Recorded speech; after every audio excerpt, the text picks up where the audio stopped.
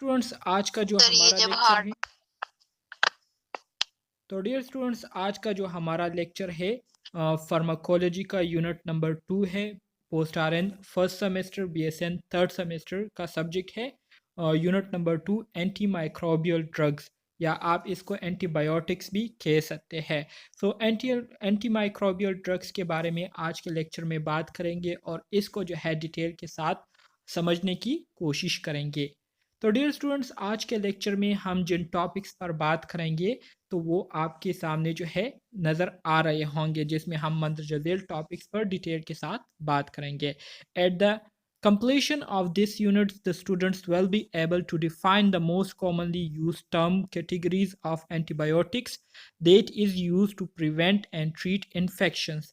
So, antibiotics से related जितने भी हमारे साथ कॉमनली कैटेगरीज है, ठीक है, उसको हम क्या करेंगे, डिस्कस करेंगे, ठीक है, जिसको हम ख़ास तौर पर इन्फेक्शन की ट्रीटमेंट के लिए यूज़ करते हैं या पेशेंट को इन्फेक्शन होने से बचाने के लिए यूज़ करते हैं, उस पर बात करेंगे। Briefly discuss action and effects of selected drug category. जितने भी हम ड्रग सेलेक्ट करते हैं, ठीक है, एंटीबायोटिक्स या एंटी माइक्रोबियल ड्रग्स, तो वो किस तरह से काम करते हैं और उसके इफ़ेक्ट्स कैसे होते हैं, कैसे वो मुख्तलिफ़ किस्म के माइक्रो ऑर्गेनिज़म को इफ़ेक्ट करती है, इस पर हम बात करेंगे। इसके अलावा list some of the most commonly use drug for each drug category. हमारे साथ जितने भी एंटी माइक्रोबियल ड्रग्स है, ठीक है, तो इसकी जितने भी कैटेगरीज है तो उसमें से हम क्या करेंगे, कॉमनली यूज जो ड्रग होते हैं, जो कि कॉमनली यूज होते हैं, तो उस पर हम बात करेंगे, ठीक है, उसका हम डिस्कस करेंगे। इसके अलावा डिस्कस द नर्सिंग मेजर और patient education which can be taken if patient is using to treat and prevent infection, ठीक है। जब पेशेंट को हम मुख्तलिफ़ किस्म के इन्फेक्शन से बचाते हैं, ठीक है, उसके लिए हम क्या करते हैं, नर्सिंग केयर देते हैं या कोई ड्रग्स देते हैं, ठीक है, मेडिसिन देते हैं। तो इस दौरान नर्सिस का जो इम्पोर्टेंट रोल होता है, ठीक है, पेशेंट को एजुकेट करने के हवाले से, तो उस पर हम डिटेल के साथ बात करेंगे कि जब नर्सिंग केयर दी जा रही होती है पेशेंट को, ठीक है, तो इस दौरान नर्सिस की क्या मेजर्स होते हैं या नर्सिस जो है किस तरह से अपना रोल जो है वो प्ले करते हैं। तो आज के लेक्चर में इसको डिस्कस करेंगे, इसको समझने की कोशिश करेंगे। इंतहाई सिंपल यूनिट है, इंशाल्लाह आप इसको एंजॉय करेंगे। What is antimicrobial therapy? Antimicrobial therapy किसे कहते हैं? थेरेपी से मुराद क्या है? थेरेपी से मुराद ट्रीटमेंट को कहते हैं। सो एंटी किसे कहते हैं? एंटी मीन अगेंस्ट, और माइक्रोबियल से क्या मुराद है? Microbial mean micro organism. देखिए, एंटी माइक्रोबियल ये दो अल्फाज का मजमुआ है। Anti mean against and microbial mean micro organism and therapy mean treatment. So वो ट्रीटमेंट जो कि हम माइक्रो ऑर्गेनिज्म के अगेंस्ट करते हैं, ताकि जितने भी माइक्रो ऑर्गेनिज्म है उसको हम क्या करें, इन्फेक्शन को काज होने से रोके, या अगर इन्फेक्शन को काज हुआ हो, ठीक है, तो उस इन्फेक्शन को जड़ से ख़त्म करने के लिए उस माइक्रो ऑर्गेनिज्म को हम क्या करें, किल करें। तो इसके लिए हम जो मुख्तलिफ़ किस्म की ड्रग्स यूज़ करते हैं जो कि इन माइक्रो ऑर्गेनिज्म के ख़िलाफ़ काम करती है, तो ऐसे जो थेरेपीज़ होते हैं इसको हम क्या कहते हैं, एंटी माइक्रोबियल थेरेपी कहते हैं। यहाँ पर सिंपल डिफिनीशन आपको दी है, कहते हैं कि an anti microbial therapy kills or inhibit the growth of microorganisms such as bacteria, fungi or protozoan is called antimicrobial therapy. Antimicrobial therapy ये हमारे साथ एक ऐसी थेरेपी होती है जिसके ज़रिए हम जितने भी माइक्रो ऑर्गेनिज्म होते हैं, चाहे वो बैक्टीरिया हो, चाहे वो फंजाई हो, चाहे वो प्रोटोजो हो, तो उस एंटीमाइक्रोबियल थेरेपी के ज़रिए हम क्या करते हैं, इन माइक्रो ऑर्गेनिज्म को या तो मुकम्मल तौर पर किल करते हैं, ख़त्म करते हैं, या इनकी जो ग्रोथ है, इनकी जो फर्टिलाइजेशन है, ठीक है, इसको हम क्या करते हैं, मज़ीद बढ़ने नहीं देते। तो इस तरह के जो थेरेपीज़ होते हैं इसको हम क्या कहते हैं, एंटी माइक्रोबियल थेरेपीज़ कहते हैं। समझ में आ गई बात? सर ये बहुत ज्यादा जूम होके नजर आ रहे हैं, पूरी स्लाइड नजर नहीं आ रही। अच्छा जी, कैसे जूम हुए हैं? सही है इस, मुझे तो बिल्कुल। अब और अब? जी सर अब ठीक है। अच्छा जी, अच्छा जी, मज़ीद आगे बढ़ते हैं।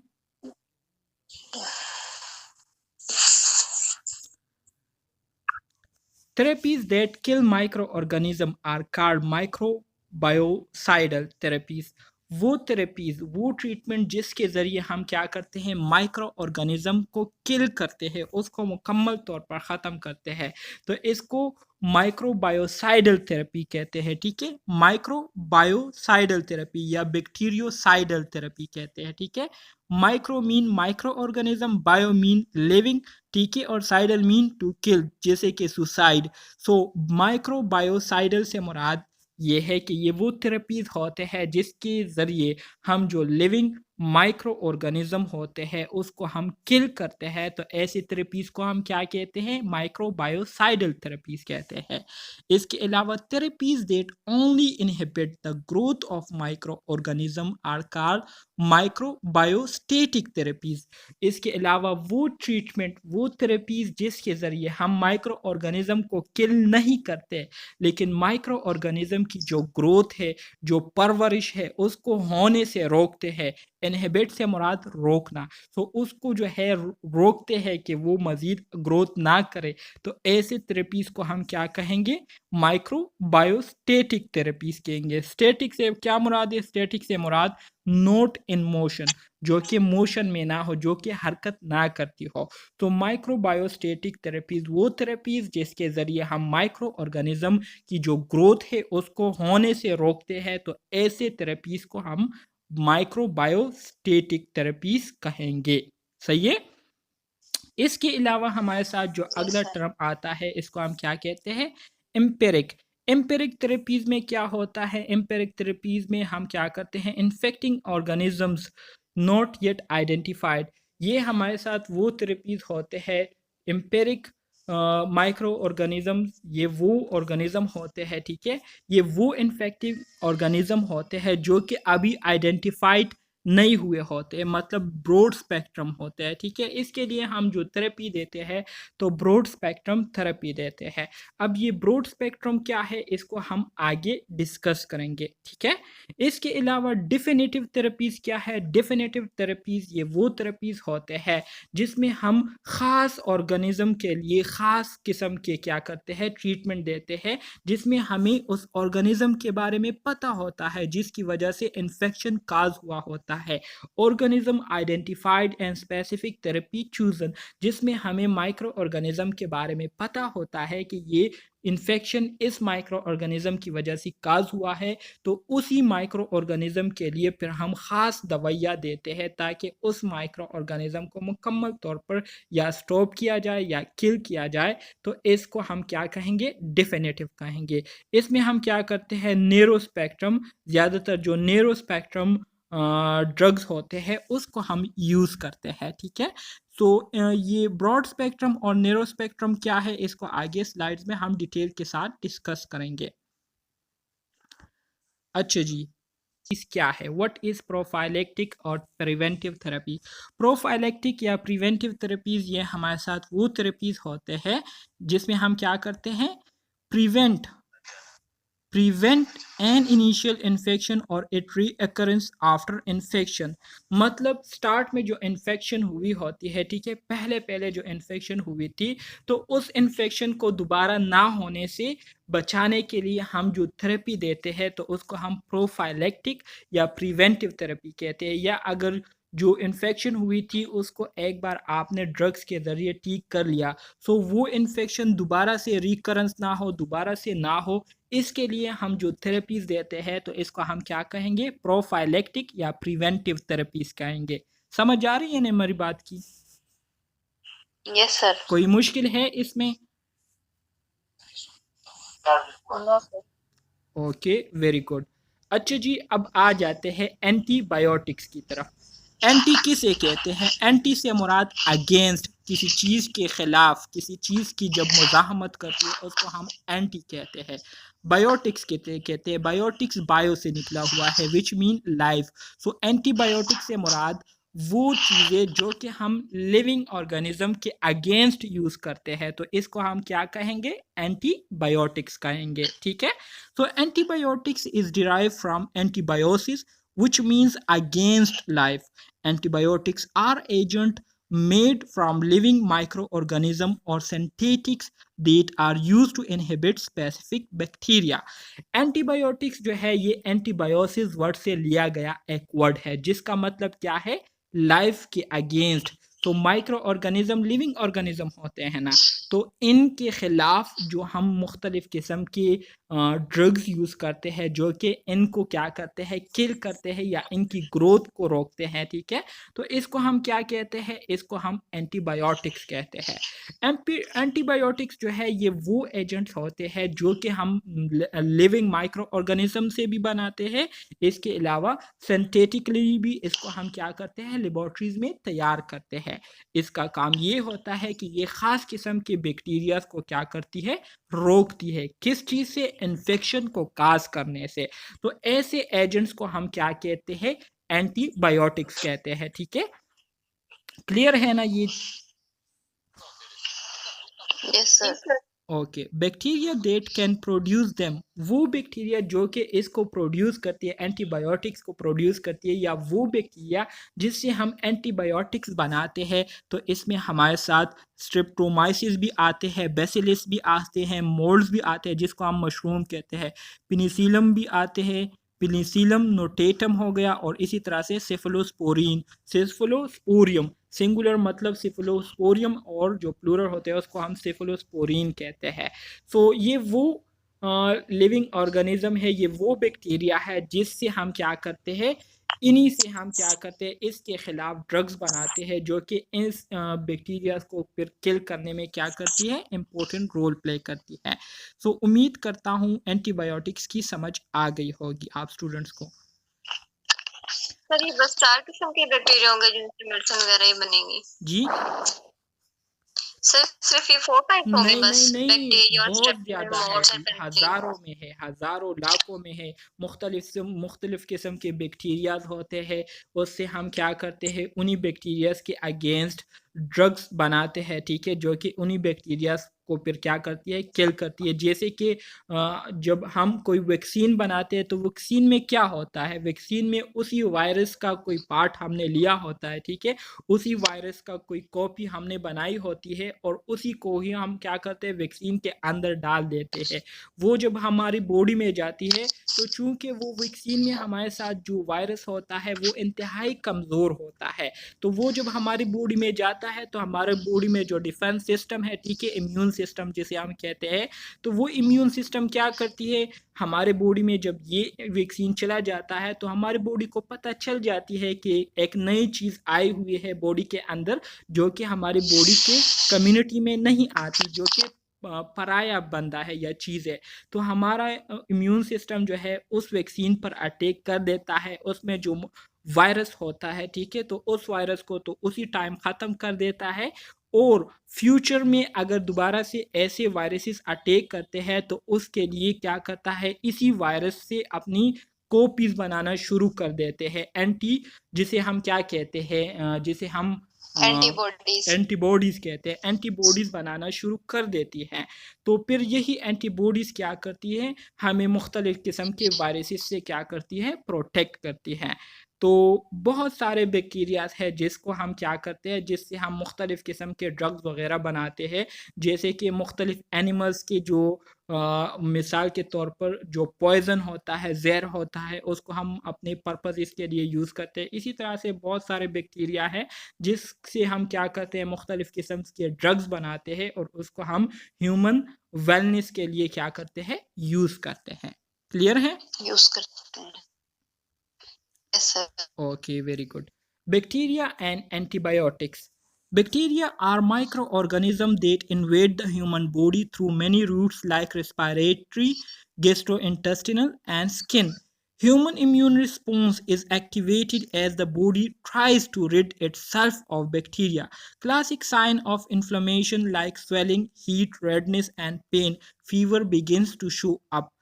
The goal of antibiotic therapy is to decrease the population of invading bacteria to point at which the human immune system can effectively deal with the invader.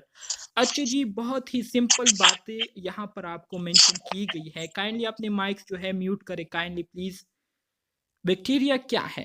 Bacteria जैसे कि मैंने आपको स्टार्ट में ही बताया कि ये माइक्रो ऑर्गेनिज्म है। Micro mean small, organism mean organism जानदार, छोटे। ठीक है? छोटे। सो माइक्रो मीन स्मॉल और ऑर्गेनिज्म मीन ऑर्गेनिज्म। तो वो ऑर्गेनिज्म जो कि हमें थ्रू आइज नज़र नहीं आती, जिसको देखने के लिए हमें क्या करना होता है? माइक्रोस्कोप का यूज़ करना होता है। तो बैक्टीरिया ये वो माइक्रो ऑर्गेनिज्म है जो जब ह्यूमन बॉडी पर अटैक करते हैं, तो ये जो अटैक करते हैं तो ये मुख्तलिफ रूट्स के ज़रिए करते हैं, मुख्तलिफ तरीक़ों से करते हैं, जिसमें रिस्पायरेटरी ट्रैक के ज़रिए जो है ये हमारी बॉडी पर अटैक कर सकता है, गैस्ट्रोइंटेस्टिनल ट्रैक के ज़रिए कर सकता है, या स्किन के ज़रिए जो है हमारी बॉडी पर अटैक करके हमें इन्फेक्ट कर सकते हैं। सो जब ये बैक्टीरिया हमारे बॉडी पर अटैक कर लेते हैं, हमारे बॉडी में ये एंटर हो जाते हैं, तो हमारे बॉडी का जो इम्यून सिस्टम होता है वो एक्टिवेट हो जाता है, जैसे कि मैंने अभी आपको वायरस के एग्जाम्पल के दौरान बताया।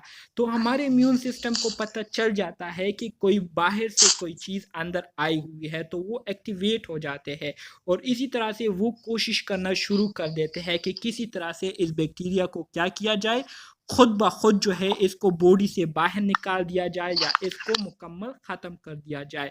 तो इसके नतीजे में हमारी बॉडी जो है मुख्तलिफ़ किस्म के जो इम्यून रिस्पॉन्सेस होते हैं उसको प्रोड्यूस करना शुरू कर देते हैं, जिसमें स्वेलिंग आ जाती है, ठीक है? ये एक इम्यून रिस्पॉन्स है। हमारी बॉडी कोई जो इन्फेक्टेड एरिया होता है वहाँ पर हीट जो है प्रोड्यूस होना शुरू हो जाती है, वो एरिया रेडनेस का शिकार हो जाती है या वहाँ पर पेन जो है हमें फील होना शुरू हो जाती है। और इसी तरह से फीवर जो है ये क्या हो जाता है, हमें फीवर जो है वो महसूस होना शुरू हो जाती है।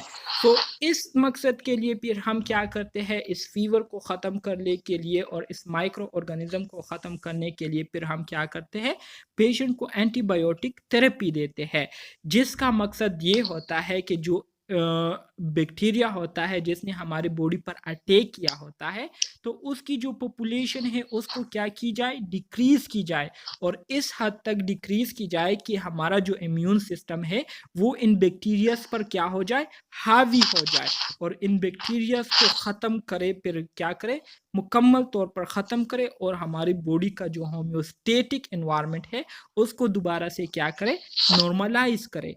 तो इस तरीके से बैक्टीरिया जो है वो बॉडी पर अटैक करते हैं और हमारा जो इम्यून सिस्टम और जो एंटीबायोटिक है वो इस तरीके से काम करते हैं, ठीक है?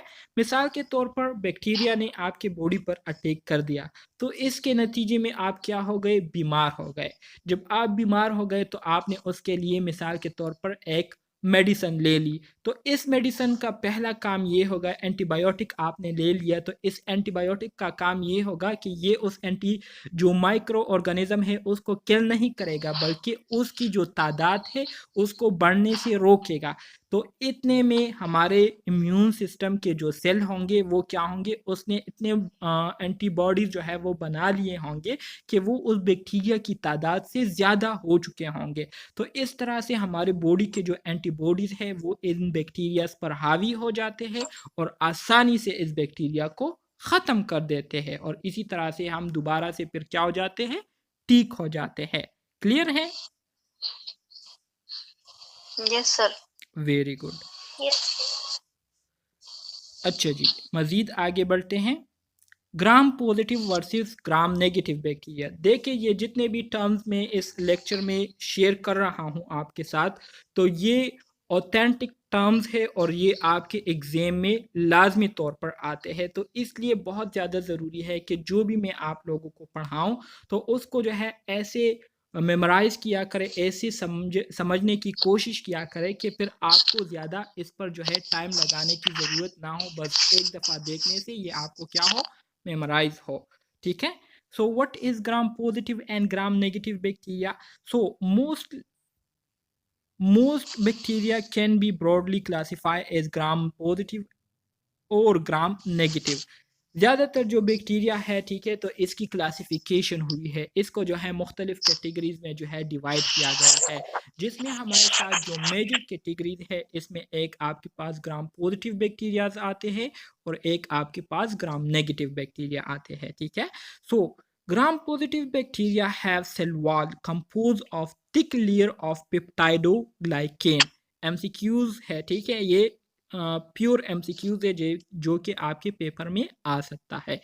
ग्राम पॉजिटिव बैक्टीरिया ये हमारे साथ वो बैक्टीरिया होते हैं जिसका जो सेल वॉल होता है ना, मिसाल के तौर पर ये आपके पास एक बैक्टीरिया है, बैक्टीरिया के इर्द गिर्द एक दूसरी बाउंड्री होती है, इस बाउंड्री को क्या कहते हैं, इस बाउंड्री को सेल वॉल कहते हैं। तो ये सेल वॉल किस चीज़ से बना है, ग्राम पॉजिटिव का जो सेल वॉल है तो ये एक थिक लेयर ऑफ पेप्टाइडोग्लाइकेन से एक थिक लेयर बना है और ये थिक लेयर क्या करता है, ये थिक लेयर जो है सेल वॉल को बनाता है, ठीक है।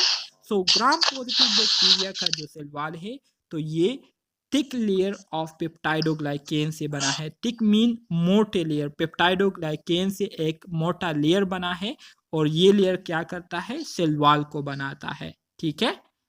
क्लियर है? Yes sir. Okay, very good. Yes sir.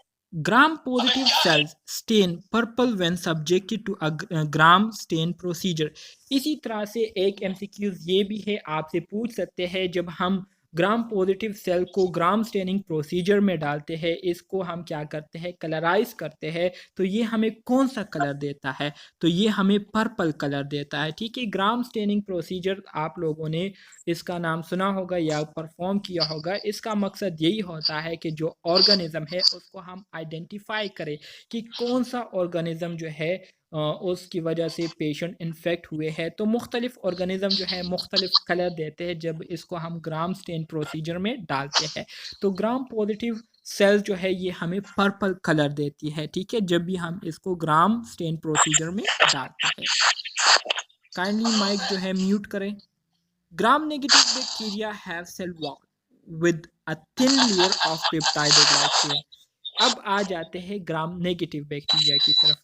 ग्राम नेगेटिव बैक्टीरिया ये हमारे साथ वो बैक्टीरियल सेल होते हैं जिसका जो सेल वॉल होता है तो ये क्या होता है, थिन होता है। थिन मतलब पतला होता है और ये किससे बना होता है, ये भी पेप्टाइडोग्लाइकेन से बना होता है। सो यहाँ पर ग्राम पॉजिटिव ग्राम नेगेटिव के बारे में आप लोगों को दो बातें याद रहनी चाहिए। ग्राम पॉजिटिव का जो सेल वॉल होता है, gram positive bacterial cell wall जो है वो क्या होता है, मोटा होता है और पेप्टाइडोग्लाइकेन से बना होता है। काइंडली ये अपनी माइक जो है म्यूट करें प्लीज। बैक्टीरिया है तो इसका जो सेल वॉल है तो ये किससे बना होता है, ये पेप्टाइडोग्लाइकेन से बना होता है और ये सेल वॉल क्या होता है, थिक होता है, मोटा होता है, थिक लेयर ऑफ पेप्टाइडोग्लाइकेन से बना होता है। जबकि ग्राम नेगेटिव बैक्टीरिया का जो सेल वॉल है ये क्या होता है, थिन लेयर ऑफ पेप्टाइडोग्लाइकेन से बना होता है। पेप्टाइडोग्लाइकेन का एक पतला सा लेयर जो है उससे जो है ग्राम नेगेटिव बैक्टीरिया का सेल वॉल बना होता है, ठीक है। अच्छा जी, इसके बाद फिर क्या है, the cell wall also include an outer membrane with lipopolysaccharide molecule attach. इसी तरह से ग्राम नेगेटिव बैक्टीरिया में जो सेल वॉल होता है तो इस सेल वॉल के साथ दूसरा आउटर मेम्ब्रेन भी होता है, ठीक है। मतलब जैसे कि मैंने यहाँ पर आपको एक डायग्राम बनाया था, यहाँ पर मैं आपको ग्रीन लाइंस, मिसाल के तौर पर ये बैक्टीरियल न्यूक्लियस है, ये बैक्टीरिया सेल वॉल है, ठीक है। ये इनर सेल वॉल है, जो आउटर सेल वॉल इसका होता है तो ये आउटर सेल वॉल जो है किस चीज़ से बना होता है, इसको क्या कहते हैं, ये जो है लिपोपोलीसेक्राइड मॉलिक्यूल से बना होता है आउटर मेम्ब्रेन, ठीक है। सो ये भी एक पॉइंट है जो कि आप लोगों ने अपने साथ याद रखना है। इसके अलावा जब ग्राम नेगेटिव सेल को हम ग्राम स्टेनिंग टेक्निक में डालते हैं, ठीक है, ग्राम स्टेनिंग प्रोसीजर में डालते हैं तो ये हमें कौन सा कलर देता है, ये हमें पिंक कलर देता है, ठीक है। तो ये आपने याद रखना है। ये बहुत ज़्यादा प्योर MCQs है जिसके आने की बहुत ज़्यादा चांसेस है आपके एग्जाम में, तो ये आपको याद होने चाहिए। अच्छा जी, well both gram positive and gram negative bacteria produce exotoxin, only gram negative bacteria produce endotoxin. इसके अलावा ग्राम पॉजिटिव और ग्राम नेगेटिव बैक्टीरिया दोनों जो है एक्सोटॉक्सिन भी प्रोड्यूस करते हैं, ठीक है। एक्सोटॉक्सिन, एक्सोटॉक्सिन, टॉक्सिन किसे कहते हैं? टॉक्सिन से मुराद पॉइजन, ठीक है, जो कि दूसरे चीज़ों को इफेक्ट करती है। एक्सोटॉक्सिन भी प्रोड्यूस करती है आउटसाइड द सेल, जो है टॉक्सिन को प्रोड्यूस कर सकती है, जबकि ग्राम नेगेटिव बैक्टीरिया जो है ये सेल के अंदर भी टॉक्सिन को क्या कर सकती है? प्रोड्यूस कर सकती है। ग्राम पॉजिटिव जो है सेल के अंदर प्रोड्यूस नहीं कर सकती, लेकिन ग्राम नेगेटिव जो है ये सेल के अंदर भी प्रोड्यूस कर सकती है और सेल से बाहर भी प्रोड्यूस कर सकती है, ठीक है। तो ये स्लाइड क्लियर हो गया क्या नहीं? सही। स्टेन प्रोसीजर किसे कहेंगे? स्टेन प्रोसीजर जो है ये वो प्रोसीजर होता है जिसके ज़रिए हम क्या करते हैं, जिसके ज़रिए हम मुख्तलिफ जो माइक्रो ऑर्गेनिज़म है उसको हम आइडेंटिफाई करते हैं। कैसे करते हैं? ऐसे करते हैं कि ग्राम स्टेनिंग प्रोसीजर में हमारे साथ मुख्तलिफ किस्म के कलर्स होते हैं, ठीक है, और इन कलर्स के थ्रू हम क्या करते हैं? माइक्रो ऑर्गेनिज़म को आइडेंटिफाई करते हैं। मिसाल के तौर पर एक बैक्टीरिया है, ठीक है, जिसके बारे में हमें पता नहीं है कि ये ग्राम पॉजिटिव है या ग्राम नेगेटिव है, तो उस बैक्टीरिया को हम इस ग्राम स्टेनिंग प्रोसीजर में डाल देते हैं। अब ये ग्राम स्टेनिंग प्रोसीजर के थ्रू जब ये पूरा प्रोसीजर पूरा हो जाता है, तो जब हम देखते हैं तो देखने के बाद हमें उस बैक्टीरिया का जो कलर है वो हमें क्या मिलता है? पर्पल मिलता है। तो अगर वो पर्पल कलर में हमें नज़र आ रहा होगा तो इसका मतलब ये है कि ये हमारे साथ ग्राम पॉजिटिव क्या है? ग्राम पॉजिटिव से ताल्लुक़ रखने वाले क्या है? बैक्टीरिया है, ठीक है, ग्राम पॉजिटिव कैटेगरी से ताल्लुक़ रखने वाले बैक्टीरिया है। लेकिन अगर उसको हम स्टेनिंग प्रोसीजर के बाद निकालते हैं और वो हमें पिंक कलर देता है या कोई और कलर देता है, तो उसके मुताबिक फिर हम उस बैक्टीरिया को क्या करेंगे? क्लासिफाई करेंगे। तो ग्राम स्टेनिंग प्रोसीजर जो है हम सिर्फ बैक्टीरिया की जो आइडेंटिफिकेशन है इसके लिए यूज़ करते हैं। क्लियर है? कि जो स्लाइड्स बनाते हैं और फिर माइक्रोस्कोप में चेक करते हैं, ये वही है सर? जिस तरह हमारी लैब्स में ब्लड चेक कर रहे होते हैं, इसी तरीके से ये भी स्लाइड्स के ऊपर परफॉर्म किया जाता है। बिल्कुल ऐसा ही होता है, बिल्कुल। अच्छा जी, यहाँ पर आप देख सकते हैं ग्राम पॉजिटिव बैक्टीरिया के सेल मेम्ब्रेन को, सेल वॉल को भी, और ग्राम नेगेटिव बैक्टीरिया के सेल वॉल को भी। सो यहाँ पर अगर आप देखें ये वाला, ठीक है, ये हमारे साथ टिकोइक एसिड है, ये आपके पास सल्फेज प्रोटीन है, ठीक है, जो ग्रीन कलर में नज़र आ रहे हैं सर्कुलर फॉर्म में। ये आपके पास जो येलो कलर में नज़र आ रहे हैं, ठीक है, इसको क्या कहते हैं? इसको लिपोटिकोइक एसिड कहते हैं। इसी तरह से यहाँ से लेकर यहाँ तक, ठीक है, यहाँ से लेकर यहाँ तक का जो आपके पास एरिया है ये पेप्टाइडोग्लाइकेन है। तो ये क्या करते हैं? ये पेप्टाइडोग्लाइकेन क्या करते हैं? ये थिक पेप्टाइडोग्लाइकेन जो है ये क्या करते हैं? बैक्टीरिया का सेल वॉल बनाते हैं। इसके नीचे जो ऑरेंज कलर में आपको नज़र आ रहा है तो इसको क्या कहते हैं? सेल मेम्ब्रेन कहते हैं, ठीक है, सेल का ये मेम्ब्रेन होता है। और ये किस चीज़ से बने होते हैं? ये फोस्फोलिपिड से बने होते हैं। सो ग्राम पॉजिटिव बैक्टीरिया का जो सेल मेम्ब्रेन है ये फोस्फोलिपिड से बना होता है, और ग्राम नेगेटिव का जो आउटर मेम्ब्रेन होता है तो वो किस चीज़ से बना होता है? वो लिपोप्रोटीन से बना होता है, ठीक है, लिपोप्रोटीन से। अच्छा जी, लिपोपोलीसेकेराइड, हाँ जी। इसके अलावा जो ग्राम नेगेटिव बैक्टीरिया है, ठीक है, तो ग्राम नेगेटिव बैक्टीरिया का जो सेल वॉल होता है वो क्या होता है? थिन होता है। किससे बना होता है? थिन पेप्टाइडोग्लाइकेन से बना होता है, ठीक है। सो उम्मीद करता हूँ कि आपको ये पॉइंट जो है ये क्लियर हो चुके होंगे और इसमें कोई कंफ्यूजन नहीं होगी। बहुत ही इम्पोर्टेंट पॉइंट्स है, तो इस वजह से किसी भी किस्म की कंफ्यूजन जो है आपकी इसमें नहीं होनी चाहिए। काइंडली ये माइक जो है म्यूट करें ना, मैं बार बार कह रहा हूँ और आप बार बार। अच्छा जी, टर्मिनोलॉजीज़ की तरफ आ जाते हैं, ठीक है। अब मुख्तलिफ टर्मिनोलॉजीज़ को हम डिस्कस करेंगे और इसको समझने की कोशिश करेंगे। कीमोथेरेपी किसे कहते हैं? Chemo means chemical, therapy mean treatment. So chemicals agents के थ्रू जब हम ट्रीटमेंट करते हैं, ठीक है, माइक्रो ऑर्गेनिज्म को किल करने के लिए या उसकी ग्रोथ को रोकने के लिए, इसको हम क्या कहते हैं? कीमोथेरेपी कहते हैं। So chemotherapy it's means using chemical agents that are selectively toxic to the causative agent of the disease such as microorganism or malignant cells is called chemotherapy. Chemotherapy ये हमारे साथ वो केमिकल एजेंट्स होते हैं जो कि ख़ास तौर पर उन माइक्रो ऑर्गेनिज्म के लिए बहुत ज़्यादा इफ़ेक्टिवली क्या होते हैं, सेलेक्टिव होते हैं और उन माइक्रो ऑर्गेनिज्म को जो है इफ़ेक्टिवली या तो उसकी ग्रोथ को स्टॉप करते हैं या उसको मुकम्मल तौर पर किल करते हैं, ठीक है। तो ऐसे केमिकल एजेंट्स को हम क्या कहेंगे, ऐसे केमिकल एजेंट्स को हम कीमोथेरेपी कहेंगे, ठीक है। ऐसे केमिकल एजेंट्स के ज़रिए हम जो थेरेपी देंगे इसको हम क्या कहेंगे, कीमोथेरेपी कहेंगे। क्लियर है? Chemotherapy means the use of drugs to eradicate microorganism and parasitic worms or malignant cells in the body is called chemotherapy.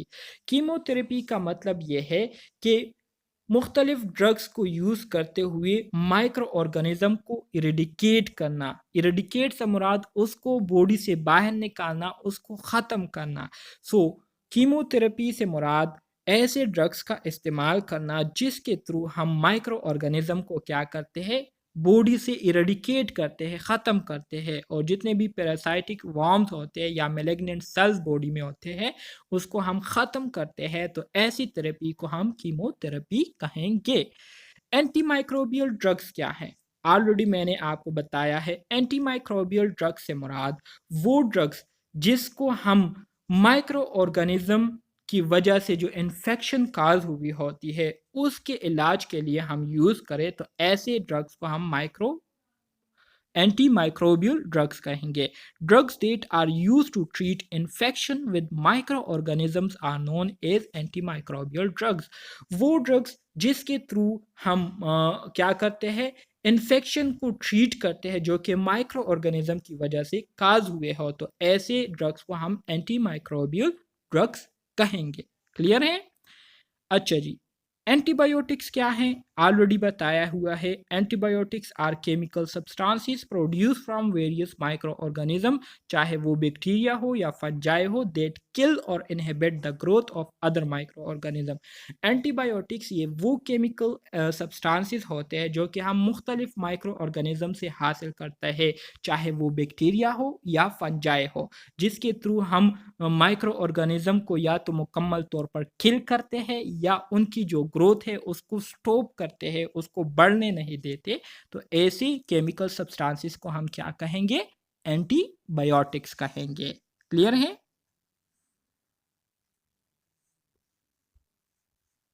Ji sir. Okay, very good. Antibiotic resistance. What is antibiotic resistance? Antibiotic resistance किसे कहते हैं?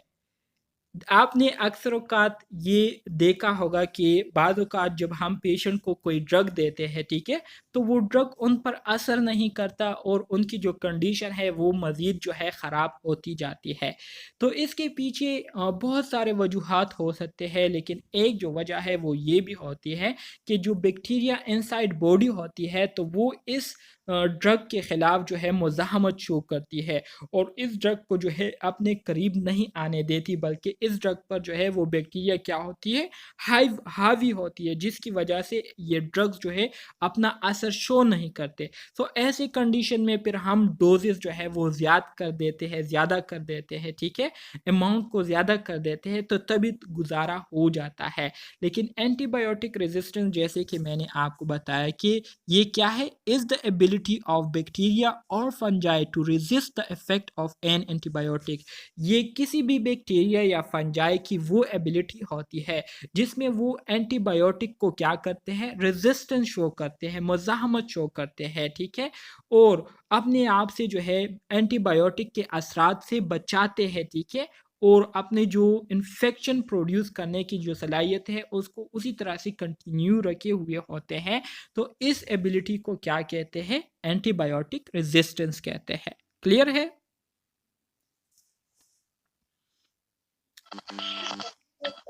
Okay. Infection क्या है? The invasion and multiplication of pathogenic microorganism in the body tissues causing disease in the host is called infection. जब microorganism host के body पर attack कर लेता है और वहाँ पर जो है अपनी जो ग्रोथ है उसको बढ़ाना शुरू कर देते हैं, जिसकी वजह तो इन्फेक्शन के हवाले से मैं आपको ये बता रहा था कि इन्फेक्शन किसे कहते हैं। इन्फेक्शन से मुराद ये है कि जब माइक्रो ऑर्गेनिज्म हमारे बॉडी पर अटैक कर देते हैं, हमारे बॉडी में एंटर हो जाते हैं, तो एंटर होने के बाद ये अपनी कॉपीज़ बनाना शुरू कर देते हैं, जिसको हम मल्टीप्लिकेशन या रेप्लिकेशन कहते हैं। और इसका मकसद यही होता है कि ये अपनी क्या करते हैं, नस्ल को बढ़ाते हैं, ग्रोथ करते रहते हैं, ठीक है। तो ग्रोथ करते करते इनकी तादाद इतनी बढ़ जाती है कि उसकी वजह से हमारे सेल्स जो है कमज़ोर हो जाते हैं और हमें फिर उस बीमारी की अलामात ज़ाहिर होना शुरू हो जाते हैं और हम बीमार हो जाते हैं। तो इस कंडीशन को हम क्या कहते हैं, इन्फेक्शन कहते हैं। अब आ जाते हैं सेप्सिस की तरफ। सेप्सिस किसे कहते हैं? The presence of bacteria, bacteraemia, other infectious organism और toxin created by infectious organism in the blood stream with spread throughout the body is called sepsis. Sepsis क्या है? सेप्सिस जो है ये असल में वो कंडीशन होती है जब हमारे बॉडी में बैक्टीरिया एंटर हो जाती है, ठीक है, या दूसरे माइक्रो और इन्फेक्शियस ऑर्गेनिज्म या जो इन्फेक्शियस ऑर्गेनिज्म है उसका जो टॉक्सिन होता है जिसकी वजह से बीमारी काज होती है, तो ये बैक्टीरिया या ये जो टॉक्सिन है ये हमारे ब्लड में क्या हो जाती है, एंटर हो जाती है और हमारे ब्लड में जो है मिक्स हो जाती है, जिसकी वजह से हमारा जो पूरा ब्लड है ये क्या हो जाता है, बैक्टीरियमिया हो जाता है। मतलब ये क्या हो जाता है, ये कंटिमिनेटेड हो जाता है, आलूदा हो जाता है। तो इस कंडीशन को हम क्या कहते हैं, सेप्सिस कहते हैं, ठीक है। इससे क्या होता है, it is a potentially life-threatening complication of an infection. Sepsis occurs when chemical release into the bloodstream to fight the infectious infection trigger inflammatory responses throughout the body, damage multiple organ system. जाहिरी बात है जब infection bacteria जो है ये हमारे blood तक पहुंच जाता है, हमारे ब्लड को आलूदा कर देता है, तो ये बहुत ही ख़तरनाक सिचुएशन यहाँ पर बन जाती है। क्यों? क्योंकि आप सबको पता है कि हमारे बॉडी में ब्लड जो है पूरी बॉडी में सर्कुलेट होती है, ठीक है, डिस्ट्रीब्यूट होती है, सर से पाँव तक जो है पूरा ब्लड जो है ये सर्कुलेशन करती रहती है, तो पूरे जिस्म में जो है ये इन्फेक्शन जो है फैल जाता है, ठीक है। और ये कब होता है, ये तब होता है जब माइक्रो ऑर्गेनिज्म जो है उस इन्फेक्शियस टॉक्सिन को क्या कर लेती है, रिलीज़ कर देती है ब्लड स्ट्रीम में। तो इस वजह से फिर हमारा ब्लड स्ट्रीम में क्योंकि माइक्रो ऑर्गेनिज्म होते हैं तो ब्लड स्ट्रीम की में हमारे जो दूसरे प्लेटलेट्स हैं, जो दूसरे एंटीबॉडीज़ है वो भी होते हैं। तो ये एंटीबॉडीज़ क्या करते हैं, इन्हीं इन्फेक्शियस ऑर्गेनिज्म के साथ क्या करती है, फ़ाइट करती है और इसी तरह से फ़ाइट करते करते इन्फ्लेमेटरी रिस्पॉन्सेज जो है ये पूरी बॉडी में जो है ये क्या हो जाते हैं, ये काज हो जाते हैं और इसी तरह से हमारी बॉडी के बहुत सारे ऑर्गन जो है ये क्या हो जाते हैं, मुतासिर हो जाते हैं, ठीक है। तो बैक्टीरियमिया जो है ये एक बहुत ही ख़तरनाक कंडीशन है दूसरे इन्फेक्शन या डिजीज़ के बनिस्बत, ठीक है, क्योंकि ये एट अ टाइम पूरी बॉडी में ब्लड सर्कुलेट कर रही होती है और एट अ टाइम पूरी बॉडी जो है आपकी इन्फेक्शन के लपेट में आ जाती है। सही है, तो सब सेप्सिस की समझ आ गई आप स्टूडेंट्स को? सर ये इन्फेक्शन और सेप्सिस में क्या डिफरेंस होगा, मतलब दोनों में कैसे वो करेंगे हम? देखिए इन्फेक्शंस किसे कहते हैं, इन्फेक्शन से मुराद ये है कि एक माइक्रो ऑर्गेनिज्म आपके बॉडी में एंटर हुआ, ठीक है, और उसकी वजह से कोई बीमारी जो है वो काज हो गई, ठीक है। मिसाल के तौर पर कोई डिज़ीज़ जो है वो काज हो गई, वो कोई भी डिज़ीज़ हो सकती है, निमोनिया हो गया, ठीक है, या क्या कहते हैं, निमोनिया के अलावा जो दूसरी डिज़ीज़ है सबर करे, लंग डिजीज़ हो गई, किडनी डिजीज़ हो गई, कोई भी डिजीज़ जो है वो काज हो गया होस्ट में, तो इसको हम इन्फेक्शन कहते हैं। जबकि सेप्सिस से मुराद ये है कि इसमें क्या होता है, बैक्टीरिया जो है ये डायरेक्टली आपके ब्लड स्ट्रीम में क्या हो जाता है, उसमें शामिल हो जाता है और पूरे ब्लड को जो है ये क्या कर लेता है, आलूदा कर लेता है, तो इसको हम सेप्सिस कहते हैं, कंटिमिनेटेड कर देता है। इन्फेक्शन में मतलब बॉडी के टिश्यूज इन्वॉल्व होते हैं और सेप्सिस में जो है ब्लड इन्वॉल्व होता है। हाँ बिल्कुल यही बात है, अब क्लियर हो गई? जी sir, thank you. Okay very good. माशाल्लाह, आप खुद ही इतने काबिल हैं, माशाल्लाह से ज़्यादा मेहनत की ज़रूरत मुझे नहीं करनी पड़ती। अच्छा जी, अब आ सर जाते हैं। वैसे हमें फार्मा पसंद नहीं है।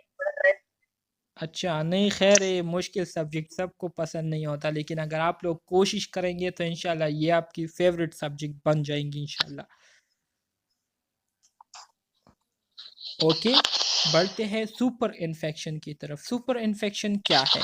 A new infection occurring in a patient having pre-existing infection. For example, bacterial infection may occur in a patient with viral respiratory disease.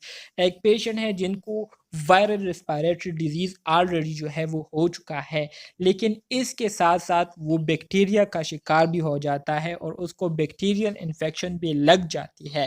तो इसको क्या कहते हैं? इसको सुपर इन्फेक्शन कहते हैं। एक बीमारी के ऊपर दूसरी बीमारी का भी आ जाना, इसको क्या कहते हैं? सुपर इन्फेक्शन कहते हैं। इसकी डिफिनीशन आप लोग ये याद करें कि जब नया इन्फेक्शन काज हो जाए, पहले से मौजूदा जो इन्फेक्शन होता है उसके बावजूद नया इन्फेक्शन काज हो जाए, ठीक है, तो इसको हम सुपर इन्फेक्शन कहते हैं। क्लियर है ना? जी सर। जी सर। ओके, वेरी कहते हैं ना, तो मोस्टली पेशेंट्स को इचिंग और साथ कफ स्टार्ट हो जाता है। अच्छा जी, प्रिंसिपल ऑफ एंटीबायोटिक थेरेपी। अब जब हम एंटीबायोटिक ड्रग्स के ज़रिए पेशेंट को ट्रीटमेंट देते हैं, तो ट्रीटमेंट का भी एक प्रॉपर तरीका होता है, ट्रीटमेंट के भी एक प्रॉपर उसूल होते हैं। तो उन उसूलों के बारे में अब हम यहाँ पर थोड़ी सी रोशनी डालेंगे। Antimicrobial therapy takes advantage of the biochemical differences that exist between the microorganism and human being. Antimicrobial drugs are effective in the treatment of infections because of their selective toxicity. This is, they have the ability to injure or kill an invading microorganism without harming the cell of the host. अच्छा जी, antimicrobial therapy जब हम use करते हैं तो इसका एक फ़ायदा ये होता है कि इस एंटीमाइक्रोबियल थेरेपी के ज़रिए क्या होता है, biochemical differences that exist between the microorganism and human being. Human being का जो सिस्टम है, ठीक है, और माइक्रो ऑर्गेनिज्म का सिस्टम है, ज़ाहिर बात है ये एक दूसरे से डिफरेंट होता है। तो एंटी माइक्रोबियल थेरेपी जो है इसी डिफरेंस का फ़ायदा उठाते हुए क्या करती है, होस्ट को इफ़ेक्ट करती है, होस्ट पर असरअंदाज होती है और जो इन्फेक्शियस साइन सिम्टम्स होते हैं, जो इन्फेक्शन होता है उसको ख़त्म करती है। सो एंटी माइक्रोबियल ड्रग्स जो है ये ख़ास तौर पर ऐसे इन्फेक्शन के लिए बहुत ज़्यादा इफ़ेक्टिव होते हैं जो कि क्या होते हैं, ख़ास डिज़ीज़ को काज़ किए होते हैं और ख़ास ऑर्गेनिज़म उसकी वजह से काज़ हुए होते हैं।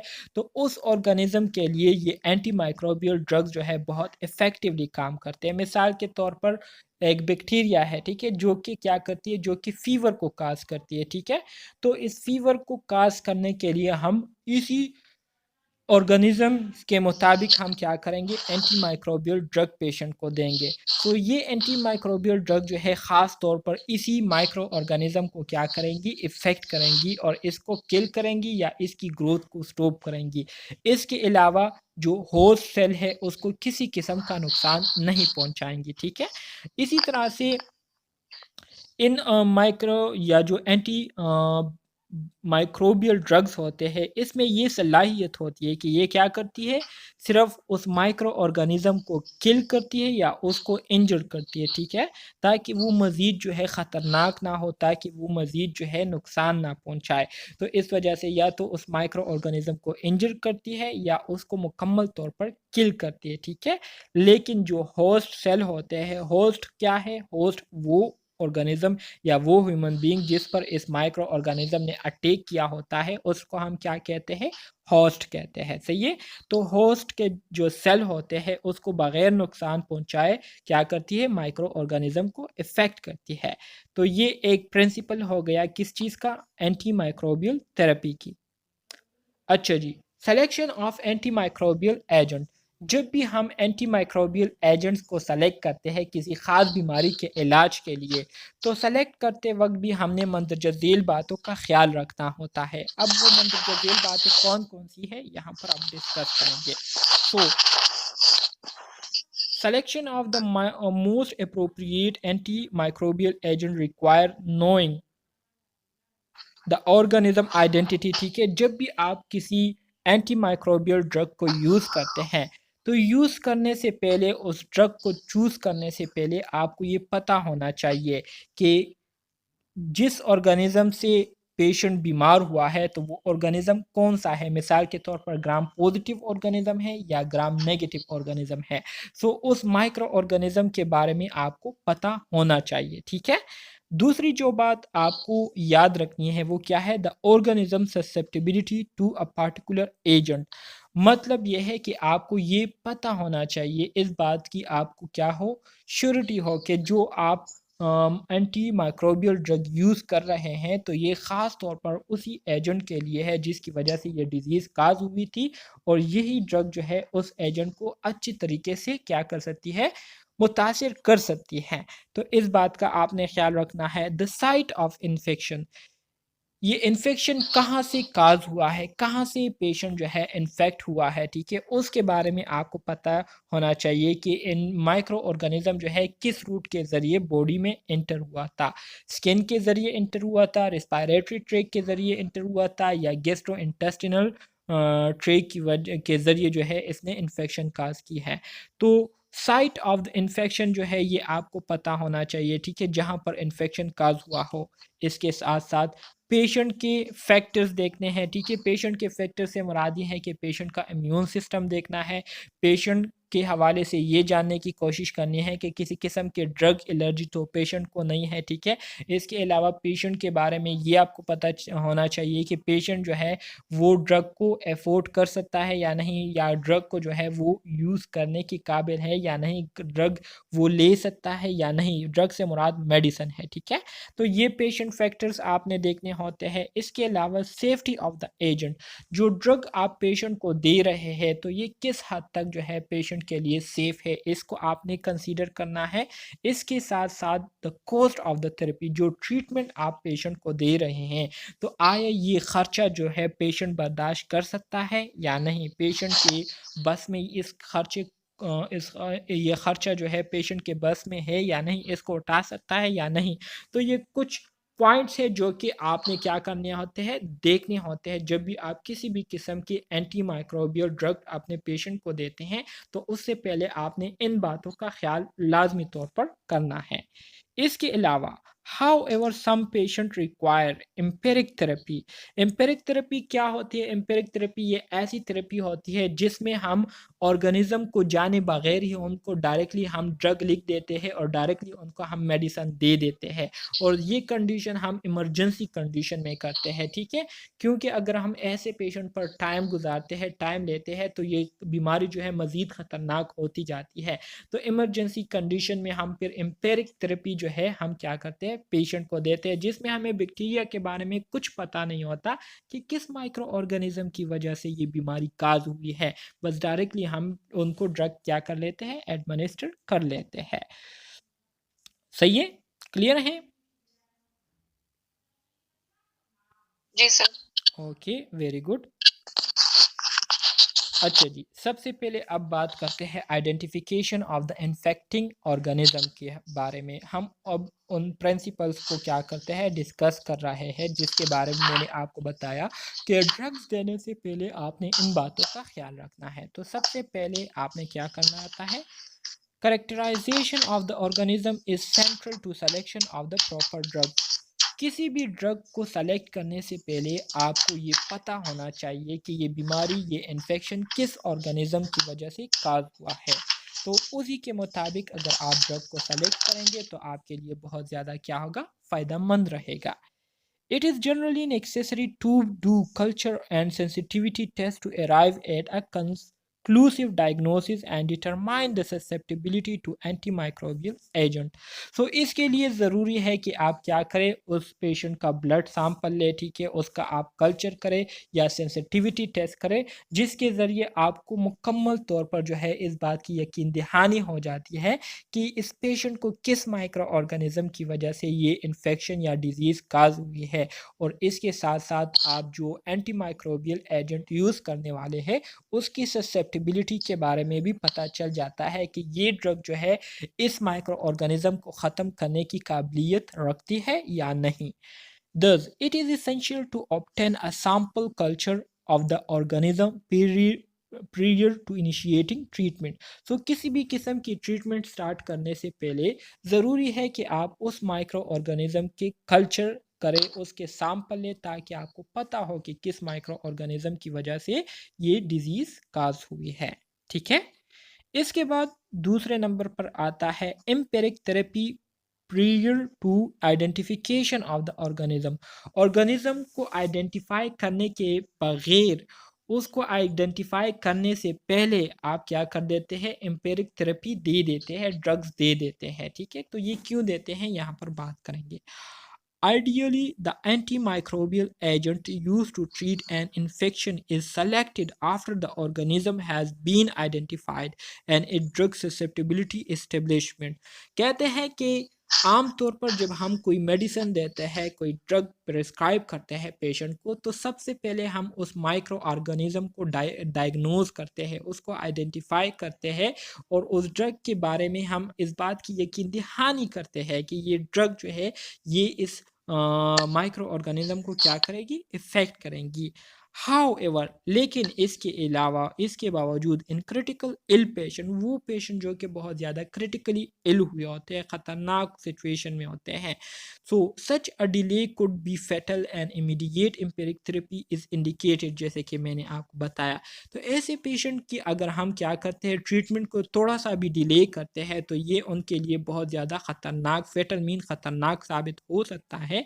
तो इसी वजह से हम बग़ैर किसी इंतज़ार के हम क्या करते हैं, डायरेक्टली उनको ट्रीटमेंट जो है स्टार्ट कर देते हैं। ठीक है, तो इस वजह से हम एम्पिरिक थेरेपी जो है देते हैं। क्लियर है?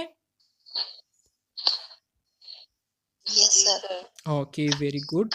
अच्छा जी, फिर थेरेपी भी तो ब्रॉड स्पेक्ट्रम आते हैं ना, जो ग्राम पॉजिटिव और नेगेटिव दोनों को इफेक्ट करते हैं। बिल्कुल बिल्कुल, ये मैंने उस टाइम भी आपको बताया था कि ये आने वाला है, यहाँ पर अब हम बात करेंगे। ठीक है, अच्छा जी, determining antimicrobial susceptibility of infective organism. Infective organism के हवाले से किसी भी जो एंटीमाइक्रोबियल ड्रग होते हैं उसकी ससेप्टिबिलिटी को मालूम करना। ससेप्टिबिलिटी किसे कहते हैं? ससेप्टिबिलिटी से मुराद ये है कि ये ड्रग्स कितने फ़ीसद जो है इस इन्फेक्शियस ऑर्गेनिज्म को मुतासिर करेगी, इस इन्फेक्शियस ऑर्गेनिज्म को क्या करेगी, असरअंदाज करेगी, तो इसको ससेप्टिबिलिटी कहते हैं। So after a pathogen is cultured, its susceptibility to specific antibiotic serve as a guide in choosing antimicrobial therapy। ठीक है, जब आप एक पैथोजन को आइडेंटिफाई कर लेते हैं कल्चर के ज़रिए, मुख्तलिफ जो कल्चर टेस्ट होते हैं ना, उसके ज़रिए हम क्या कर लेते हैं, माइक्रो ऑर्गेनिज्म को आइडेंटिफाई कर लेते हैं।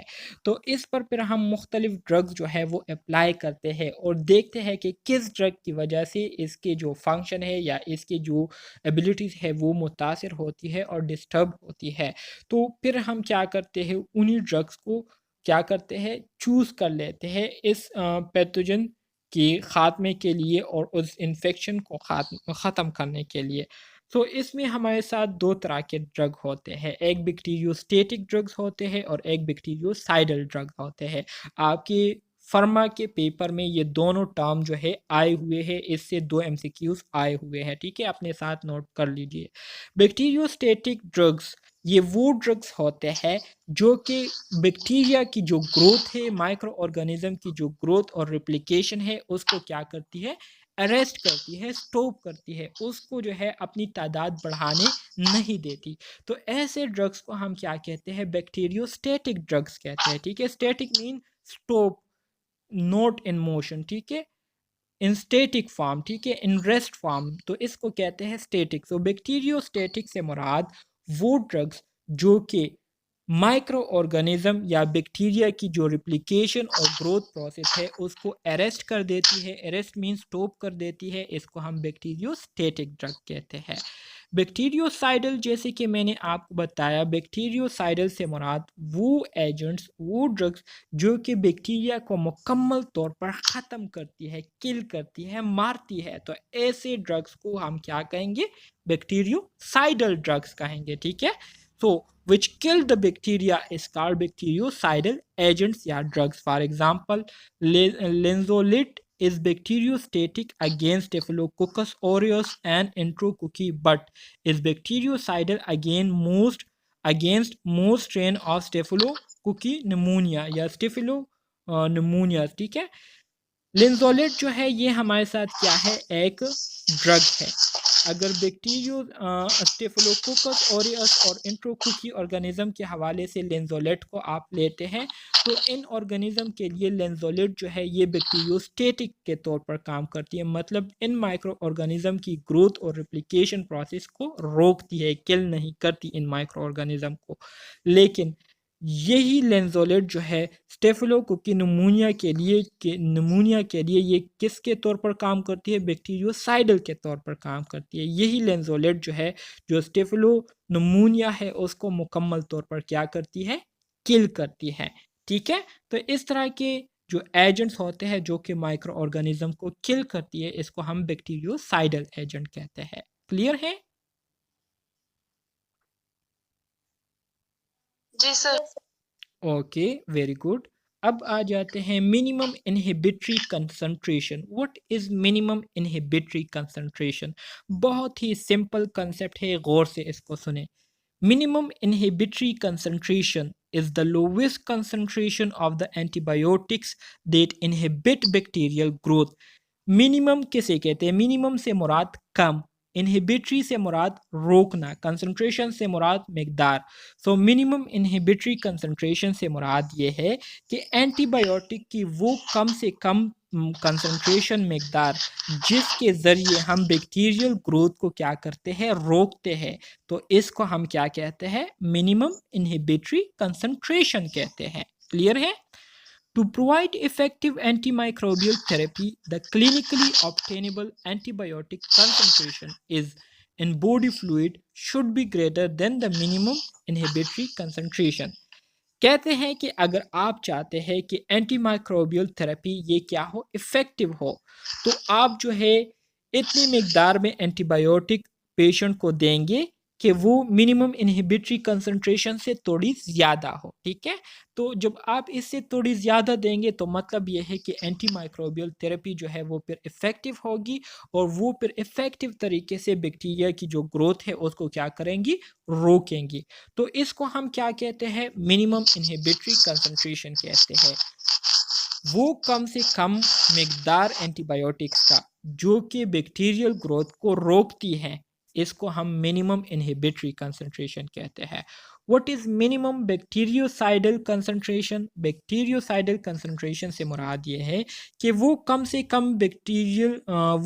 कम एंटीबायोटिक की कंसंट्रेशन जिसके थ्रू हम 99.9% क्या करते हैं? बैक्टीरिया की जो कॉलोनीज होते हैं उसकी जो तादाद होती है उसको 99.9% क्या कर लेते हैं? ख़त्म कर लेते हैं, किल कर लेते हैं।